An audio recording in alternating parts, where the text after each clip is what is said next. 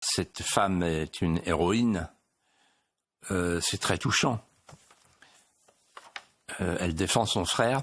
Et en fait, elle dit, je réponds à votre question, elle dit, premièrement, il était seul. Tout seul. Il n'y avait pas d'équipe. Il y avait, elle dit, la culture de l'alibi. Deuxièmement, les mots n'ont pas été prononcés. C'est grave. Depuis, donc rien n'a changé. La preuve, Dominique Bernard et Tourcoing et le proviseur de Maurice Ravel. Et enfin, il y a cette force d'âme. S'il n'y avait pas eu la force d'âme, pour utiliser le mot magnifique de Éric Nolot, qui lui a dit « vous avez une force d'âme ». S'il n'y avait pas eu la force d'âme de Michael Paty, on n'aurait rien su de ce qui s'est réellement passé. Voilà. Philippe de Villiers, si rien ne bouge, jusqu'où la France peut-elle être entraînée selon vous? Nous avons importé chez nous une autre civilisation. Les politiciens ne veulent pas le voir. Et j'ai le devoir de le dire. Alors, et d'expliquer. D'abord, nous avons en face de nous un projet islamique qui repose sur 3 éléments connus. Le premier, c'est l'Oumma. L'Oumma, c'est la communauté des croyants. C'est une nation à part, supérieure à toutes les autres nations, et qui transcende les nationalités et les appartenances. C'est-à-dire, pour un musulman, la patrie, c'est l'islam, la communauté des croyants. Deuxième élément clé, c'est le djihad. Le djihad, ça veut dire que l'humanité entière est destinée à devenir musulmane. Et donc, à honorer le Dieu du Coran et de la charia. Pour l'instant, nous sommes dans une bipartition temporaire aux yeux de l'islam conquérant. Nous, la France, nous sommes dans le Dar el-Harb, c'est-à-dire la demeure de la guerre, à conquérir. Avant de passer, un jour, comme le disent les frères musulmans, dans le Dar al-Islam, la demeure de l'islam.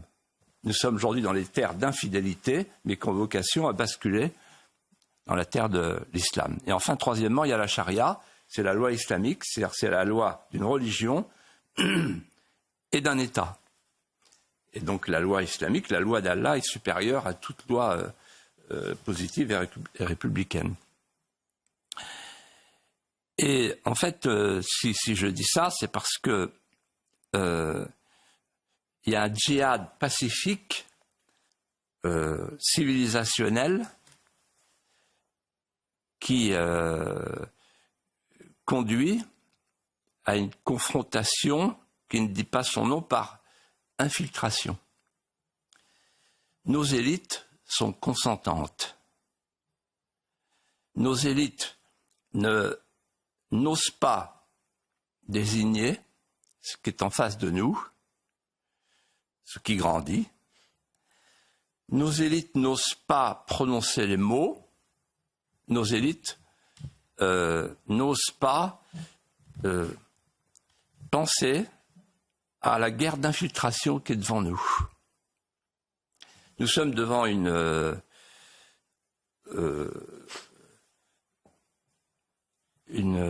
un avachissement, une branchitude avachie, qui n'est plus capable de porter son histoire,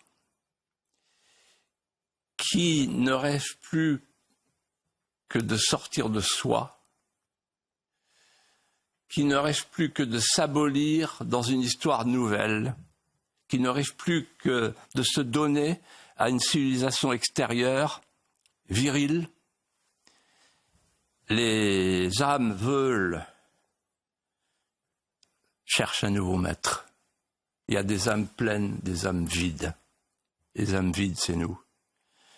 Et le nihilisme occidental, prenant congé des chrétientés flageolantes, se prépare depuis longtemps à cette fascination étrange avec une religion forte qui nous permet de redécouvrir et de renouer avec la différenciation sexuelle,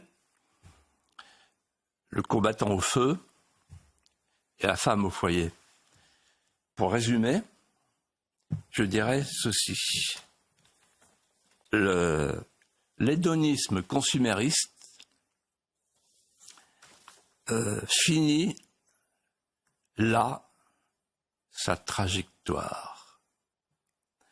Parce que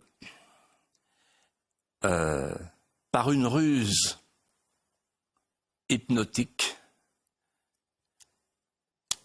il vient rencontrer et se fondre en son contraire.